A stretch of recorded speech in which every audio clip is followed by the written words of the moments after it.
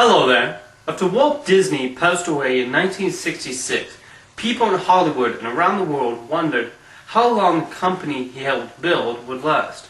Well, after the massive success of 1967's The Jungle Book, they immediately entered that second dark age, which lasted from 1973 to 1985.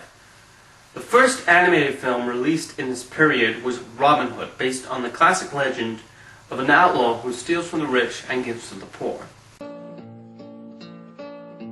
Robin Hood and Little John walking through the forest, laughing back and forth at what the other has to say. Reminiscing this and that and having such a good time. Oodle-lolly, golly, what a day. The story had already been adapted by Disney into a live-action film, but this was their first attempt at an animated incarnation, cleverly using anthropomorphic animals in the roles. Robin Hood was played by a fox, Little John was a bear, the Sheriff of Nottingham was a wolf, and Prince John was a lion, with the voice of legendary actor Peter Ustinov. Like the previous Disney animated feature, The Aristocats, it had a very rusty look to the animation due to the cutting of costs. Director Wolfgang Reitherman, however, went the extra mile and reused animation from previous films, most notably The Jungle Book and Snow White. However, that hardly distracts from the fun nature of the film, which was unfortunately panned by critics upon its release. It would take 4 years for Disney to release their next film, and in 1977 they released 2 animated productions. The first of these was The Many Adventures of Winnie the Pooh, which placed together the animated shorts that Disney made in the late 1960s and early 1970s. Now, Winnie the Pooh will always have a special place in my heart, and every time I watch any of these classic cartoons, it just makes me feel so good. It's only natural that the 3 shorts bundled here together are just as charming as when they were separate releases. The Honey Tree involves Pooh as he tries to take honey from a tree, as well as a mishap where he gets himself stuck in Rabbit's front door. In The Blustery Day, a horrible wind causes many a house to be broken, and Pooh meets the energetic Tigger for the first time. Finally, Winnie the Pooh and Tigger 2 has the rest of the animals in the 100-acre wood, being somewhat annoyed by Tigger's hijinks. Though the Walt Disney Company has currently turned A. Milne's creations into a massive marketing blitz, the original animations are still wonderfully enjoyable. Winnie the Pooh, Winnie the Pooh, chubby little cubby all stuffed with fluff. He's Winnie the Pooh, Winnie the Pooh, willy-nilly silly old bear. That same year, The Resucers was released. This film was quite successful upon its release, and got good critical notices, yet it is most notable for being the swan song for the classic Disney animators, who have been in the company ever since the days of Snow White and the Seven Dwarfs. They were starting to get there in age, and decided to either retire, help the new generation of animators that had just arrived at Disney, many of whom would lead the way to Disney's third and most successful golden age.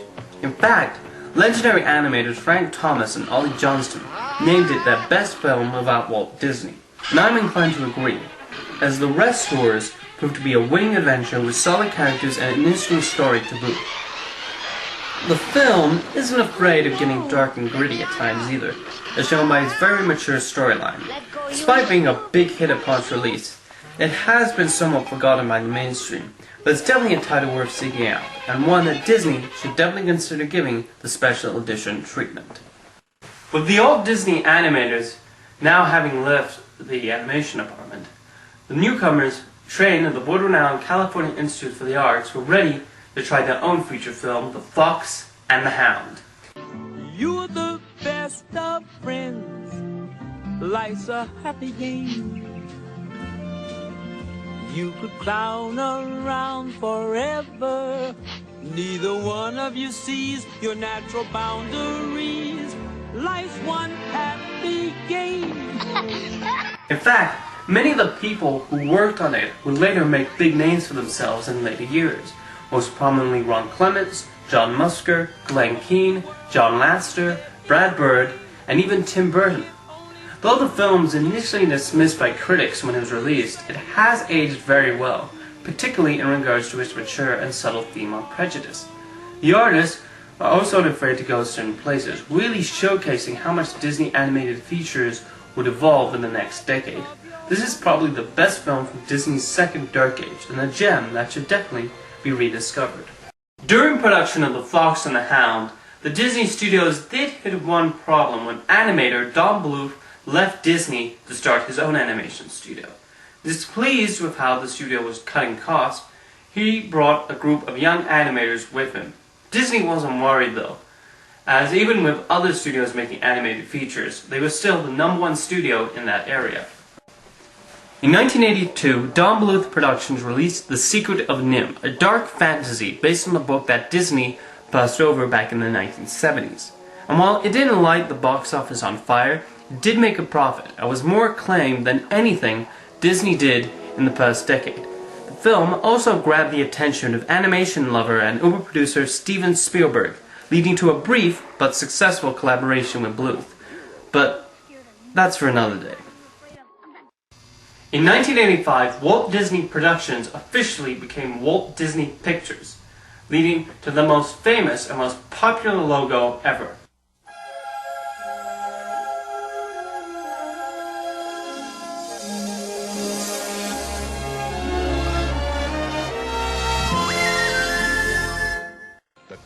They also released their own dark fantasy and the most expensive animated film yet, The Black Cauldron.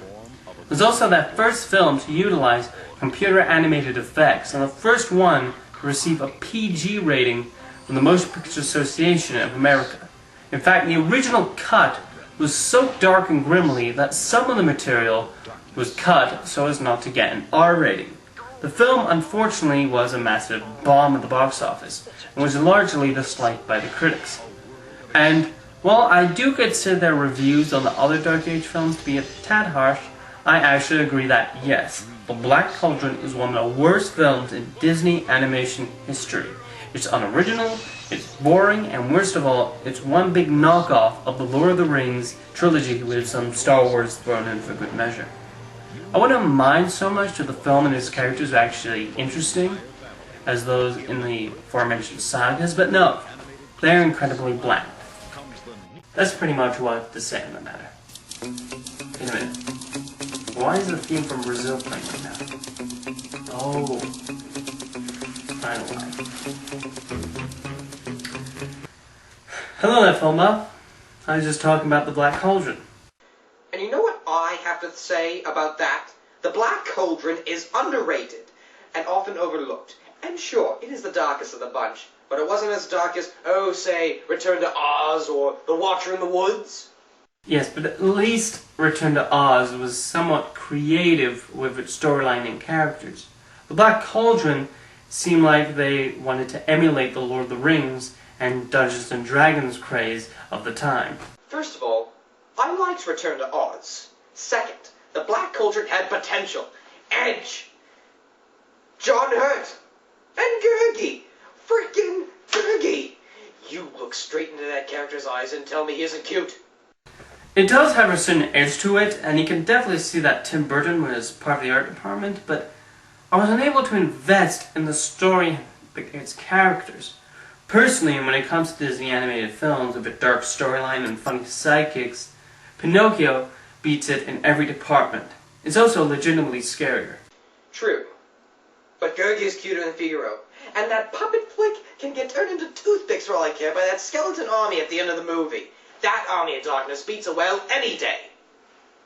Okay then.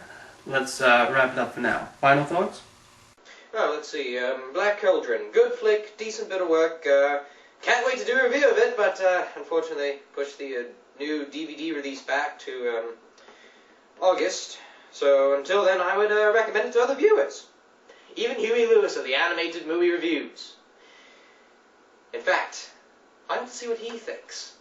My challenge to you, Lewis, all you just need to do is accept. Indeed.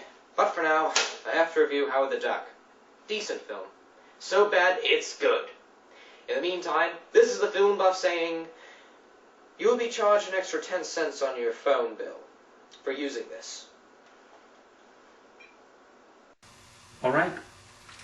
In the next look back, I'm going to be talking about the 3 new executives coming in the mid-1980s, the start of a successful collaboration with a certain computer software company, and how Disney was able to get back on its feet and begin that third and most successful golden age.